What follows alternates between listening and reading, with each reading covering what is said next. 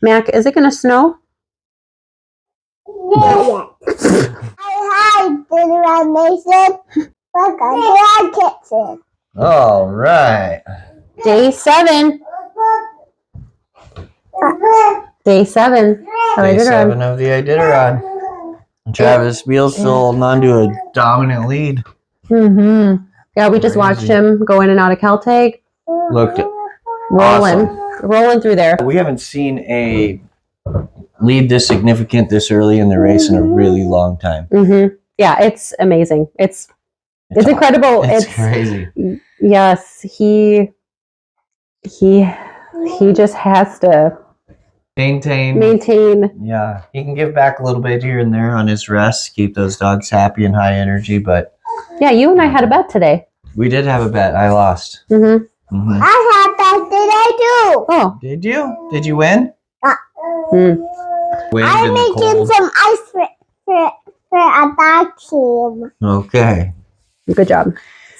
To make the water really frozen. If he was betting that Travis would go through Caltag, I was betting that he would stop in Caltag. I was not expecting the trail to be as easy as it was going over to Caltag with the wind being in play and things like this. So I won. You won. Mm-hmm. Yes. He had an amazing run over to Caltag. And we talked about how he didn't have to go through and he didn't have to stay. Right. He could have pulled it off either way. Yes. Yes. There was no wrong answer, but certain people may have picked to be a little more conservative right now. Right. But I mean, it'll definitely pay off later for him, keeping a hold of his lead, the significance of his lead. Mm-hmm. So that's good. It keeps him relaxed doing this. So yeah, that's good. And I believe that, I fully believe that probably the top 10 are going to go through Caltag looking at how good the trail was. If it stays that good, there's almost no reason to stop in Caltag. I mean, Jesse left a little bit early on rest, so yeah, but little bit. I think Jesse's done that before where he's went through Caltag. So I expect him to be planning that, but we'll see what happens. So Jesse is 16 miles behind Travis right now. That's a long ways, but not a long ways. It's 16 miles, quite a bit. It's probably close to 2 hours of mushing. So it is a pretty significant gap, but it's not huge. It could just take one hiccup. Yeah. So the race is still exciting. So if you mentioned earlier that things could get boring, but I think that things are still exciting because all it takes, like I said, is one hiccup and everything changes. Yeah, it was boring today. It was boring today. But now it's going to get exciting. It's going to get exciting. Yes. It's going to be exciting to see who goes through and who stays in Caltag. Who's going to go through? Me. You? No, I go fast. Okay, so Jesse Holmes, 16 miles back. 14 miles behind Jesse Holmes is Paige Drobny and Matt Hall traveling together. Paige Drobny. Is that how you pronounce it? Yes, we've been doing it wrong. It's okay. Okay, Paige, sorry about that. Jesse Holmes, 16 miles behind Travis. 14 miles behind that is Paige Drobny and Matt Hall. That's a huge gap on 3rd and 4th place. It's a huge gap all the way through the front. That's a huge gap all the way through the front of the race. Only 5 miles behind them, though, is Dallas and Ryan. And they're traveling together, too. It's kind of funny that there's a couple of pairs traveling together there between... No one's going to catch up to me because I'm going to push a hawker. Okay. I wanted to say Paige Drobny and Matt Hall are 30 miles behind Travis. And 35 miles behind Travis is Ryan and Dallas.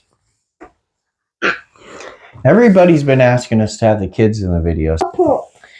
So, yeah, we have big gaps. Pete Kaiser's taking his 8 in Nulato. That shows me that he plans to blow through Caltag as well. His team looked great coming in. His team looked really well coming in, yes. You had said that it would be hard to not chase after.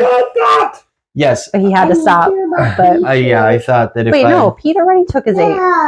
He already took his 8. Where? and Galena. That's why you said earlier it would be hard to not chase Travis after Pete took his 8. True. Yes. That we were kind of.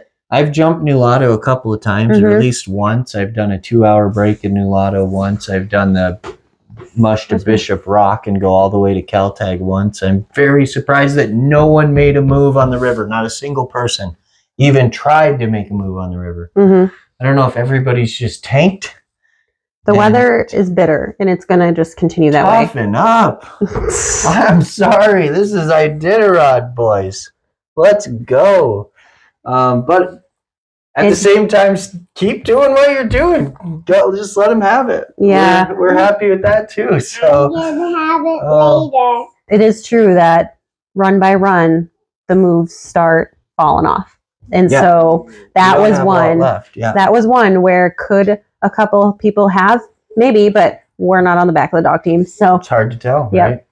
But yes, I personally have always made a move on the river in the northern route almost every single time. If you had to, like, and usually did. And I've always had to. Yeah. Dada, What's up, Mack Marrs? I said Petey's on 3 and 1. Okay. Petey's on 3 and 1. You hear that, Petey? You're on 3 and 1. Okay. Don't give me a hug. So our dogs too. Julius was dropped, I think, leaving Galena. Yep. First one of the group that's been dropped. Dada, Jason left. stop her. A little bit quieter. Jason left Galena with Kaiser in single lead. That's exciting. Racer. Exciting for Kaiser. Yeah. He's never made it this far with me before, so now he's single leading for Jason at this point in the race. That's cool. Yeah, and Jason still has all of ours with him, so he has Bowie, Katana, and Tika too. In China.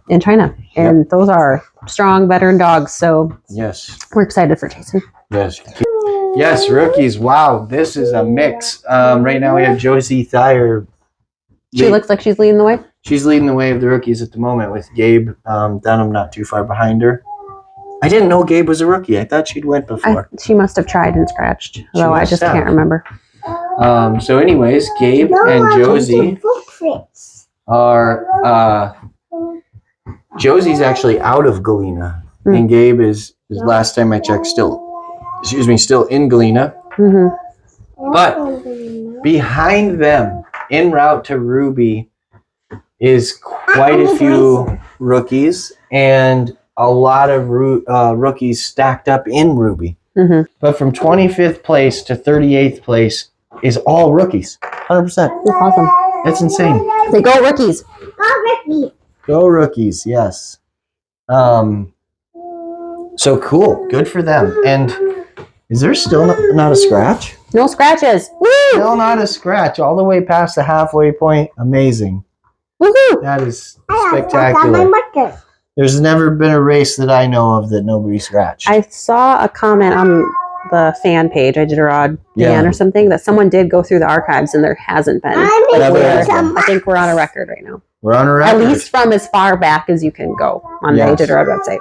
Cool. That is awesome. Although I'd like for Iditarod to confirm, but they're probably going to confirm after. So yeah, they're busy. But congratulations, group. Keep it up. Everyone. Yes, really cool race to watch. Weather. Let's talk about weather for a little bit. It is getting cold and windy. Mac, is it going to snow? No, we have grass outside right now, right? We did not. Yeah, frustrating. We didn't even get to make a snowman this year, did we? Oh, we'll have to go to Alaska next year. Yeah, and those big old snowman. And we're probably going to get a record snowfall at home again.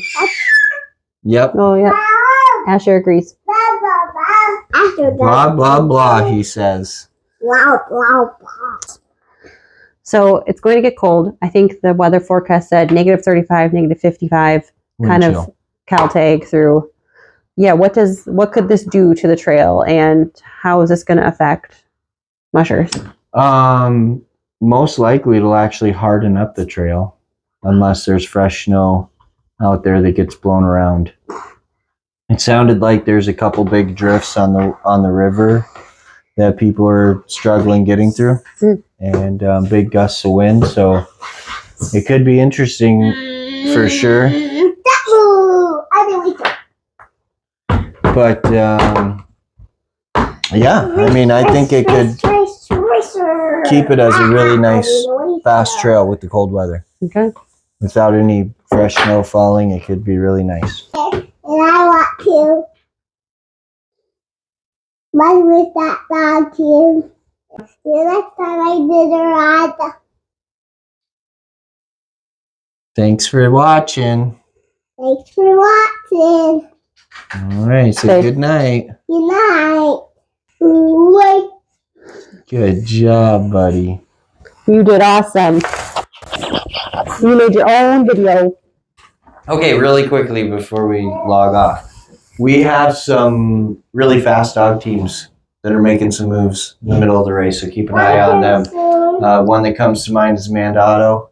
She's driving a championship dog team, learning how to be a champion, and you can tell that dog team's getting ready to come on a little bit. Yeah. There's definitely a few more in the mix. Looks like Matt Failer's starting to make some moves towards the front with fast speeds and stuff, so Yeah, we're not done. Like, we're not done. This ain't done. It ain't it's over. not all lined out yet Mhm. for finishing positions. We got a long ways to go, so No. You cover your mouth. definitely going to be interesting. Stay tuned. Again, if you don't have the insider, get it. Super awesome video of Travis going through cow tag today. Anyways, goodbye, guys. See you next time. Bye.